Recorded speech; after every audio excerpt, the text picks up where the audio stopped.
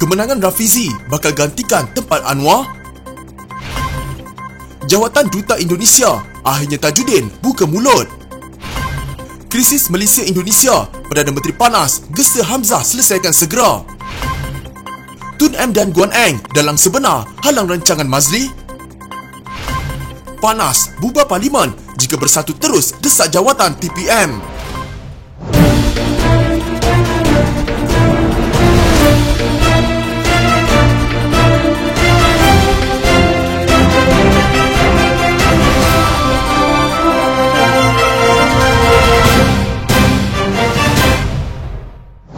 Timbalan Presiden PKR tidak semestinya menjadi Presiden, kata pengarah komunikasi PKR Fahmi Fazil. Tidak semestinya, katanya. Dia berkata demikian ketika menjawab soalan sama ada kemenangan Rafizi sebagai Timbalan Presiden akan mengukuhkan tanggapan bahawa dia berpotensi menggantikan Presiden Anwar Ibrahim. Fahmi berkata dalam kes Azmin Ali sebelum ini, perkara ini tidak berlaku. Azmin menjadi Timbalan Presiden PKR dari November 2010 hingga Februari 2020 sebelum keluar parti dan menyertai Bersatu. Katanya sekarang bukan masa untuk membincangkan soal peralihan tetapi persediaan untuk pilihan raya umum ke-15. Semasa pemilihan parti, pintu terbuka besar untuk sesiapa sahaja yang mahu mencabar Anwar, tetapi tiada yang buat. Sekarang kita mesti benarkan mengambil peluang untuk membina parti bagi menghadapi pilihan raya umum ke-15 dengan pelbagai sebab. Dia masih jadi pengikat dalam pembangkang dan dia dapat tarik banyak sokongan, katanya. Ahli Parlimen Pasir Salak Tajuddin Abdul Rahman akur dengan apa sahaja keputusan kerajaan berhubung kedudukan dan pelantikannya sebagai Duta Besar Malaysia ke Indonesia. Dalam pertemuan dengan Perdana Menteri di Putrajaya kemarin, katanya Ismail Sabri Yaakob sudah memberi gambaran berhubung kedudukannya. Saya sudah jumpa dengan Perdana Menteri, jadi sedikit sebanyak saya sudah mendapat gambaran. Macam mana pun, saya tidak boleh nak nyatakan perbincangan dengan Perdana Menteri sebab tidak mahu mendahului dan saya menghormati Kabinet. Saya juga seorang rakyat yang taat setia kepada tuanku. Berhubung kedudukan sekarang, saya tidak tahu. Cuma saya sudah dilantik Kabinet dan proses seterusnya saya serahkan kepada kerajaan. Saya percaya kerajaan boleh bertindak dan membuat keputusan dengan bijaksana. Yang penting sekiranya khidmat saya diperlukan, saya akan berkhidmat untuk rakyat dan negara. Malah saya boleh menerokai peluang yang ada supaya kedua-dua negara sama-sama menikmati kerjasama yang membawa kepada kemajuan dalam pembangunan, ekonomi, pendidikan dan lain-lain, katanya menurut utusan Malaysia. Sebelum ini Tajuddin dilaporkan digugurkan sebagai Duta Besar Malaysia ke Indonesia selepas kerajaan berubah hati mengenai pelantikannya menurut sumber kerajaan. Pada 12 Julai lalu, Sultan Abdullah Sultan Ahmad Shah mengundangkan watikah pelantikan kepada 4 ketua perwakilan Malaysia ke luar negara. Tetapi nama Tajuddin tidak tersenarai dalam penggunaan watikah itu. Isu pelantikan Tajuddin sebelum ini mengundang kritikan pelbagai pihak termasuk bekas diplomat. Beberapa pihak dalam UMNO turut mendesak Tajuddin digugurkan kerana tindakannya menyerang Presiden Ahmad Zaid Habidi secara terbuka yang disifatkan memalukan. Sementara itu, Tajuddin berkata dakwaan beliau tidak layak memegang jawatan itu bertujuan menjatuhkan reputasinya. Mereka buat macam-macam cerita yang bukan bertujuan baik. Semua bertujuan dengki, khianat. Apakah mereka ingat saya ini langsung tidak ada kemampuan, kelulusan, pengalaman? Itu dari pembangkang. Saya tidak kisah, tetapi saya kesal orang UMNO sendiri ikut sama. Apa masalahnya? Tidak mengapalah. Saya tidak patah semangat. Saya yang sudah berkhidmat lebih 50 tahun dan akan terus berkhidmat menggunakan pengalaman yang ada sebagai wakil rakyat, pengerusi syarikat berkaitan kerajaan dan timbalan menteri.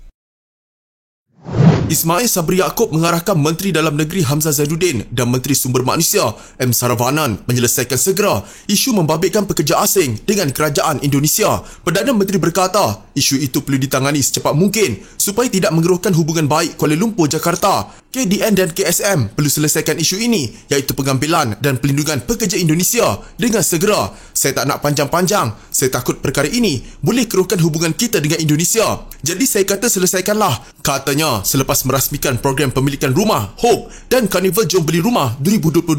Beliau diminta mengulas keputusan Indonesia mengenakan pembekuan sementara terhadap semua pekerja negara itu memasuki Malaysia sejak 12 Julai susulan Jabatan Immigration terus menggunakan sistem Made Online atau atau SMO, biarpun kedua-dua negara bersetuju menggunakan satu saluran iaitu One Channel System atau OCS menerusi memorandum persefahaman. Semalam Duta Besar ke Indonesia ke Malaysia, Hermono berkata negara itu terbuka sekiranya Malaysia berhasrat membatalkan MOU berhubung pengambilan dan pelindungan pekerja republik itu, termasuk Perkhidmatan Domestik Indonesia (PDI) ke Malaysia April lalu. Beliau berkata ini kerana MOU terbabit tidak dihormati berikutan butiran dalam perjanjiannya tidak dipatuhi Malaysia.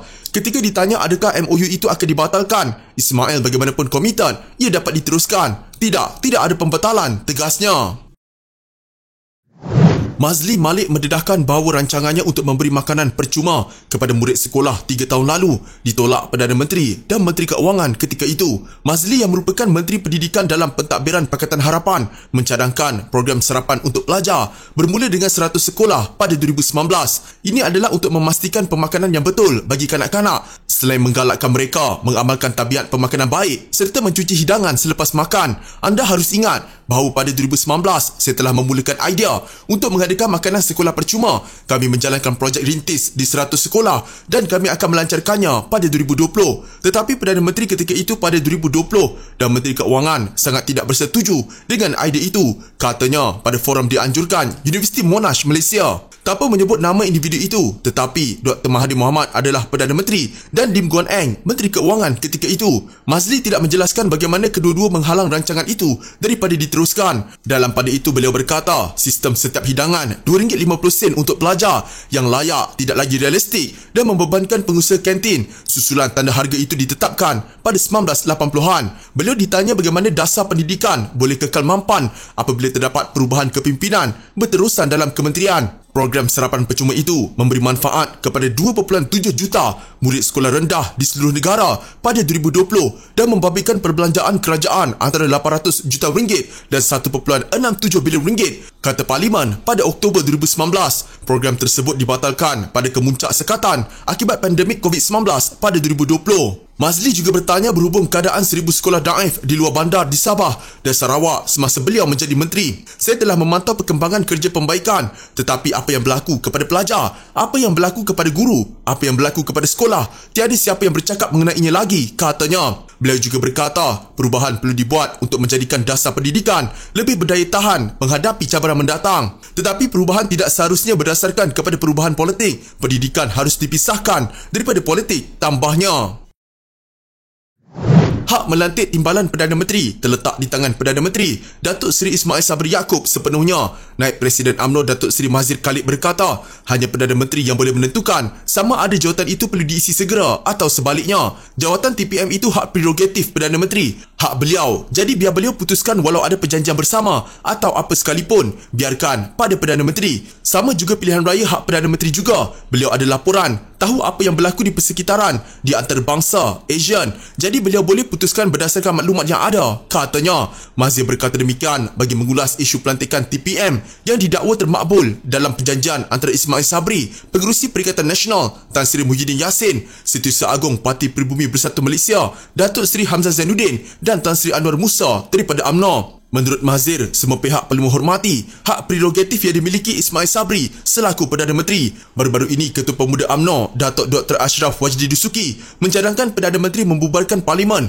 jika Bersatu berterusan mendesak lantikan jawatan TPM. Mengulas mengenai keputusan yang bakal dibuat Jabatan Pendaftaran Pertubuhan ROS berkaitan permohonan UMNO meminda perlembagaan parti itu, Mazhir berkata UMNO perlu menerima keputusan ROS. Setakat ini kita tidak dapat lagi keputusan dan kita perlu tunggu keputusan. Apabila keputusan keluar, pada waktu itu, kita terima keputusan apa yang diputuskan. Ada dua keputusan, sama ada lulus atau tidak lulus. Itu sahaja. Kalau tidak lulus, pemilihan UMNO kena buat dahulu. Selepas itu baru pilihan raya. Kalau lulus, mungkin boleh pilihan raya dahulu dan baru buat pemilihan, jelasnya.